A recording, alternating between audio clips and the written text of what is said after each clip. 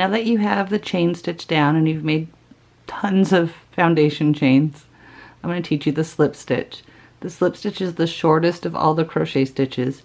They are used to join when working in the rounds and can be used to move across stitches without adding much height. To begin, you start with a length of chain. I have 12 chains here. And you're going to insert your hook into the second chain from the hook. So you don't count the loop on the hook, and then the first chain is here, 1, 2. You're going to insert your hook into the second chain, yarn over, pull the yarn through, and then continue pulling the yarn through the loop on the hook. And that's a slip stitch. Insert your hook into the next stitch, yarn over,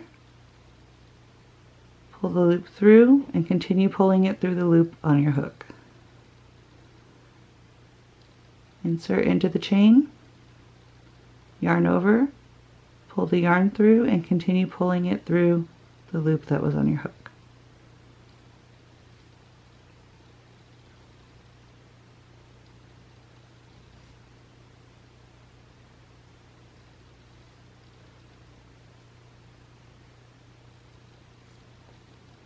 Into the next chain, yarn over, pull the loop through, and continue pulling it through the loop that was on your hook.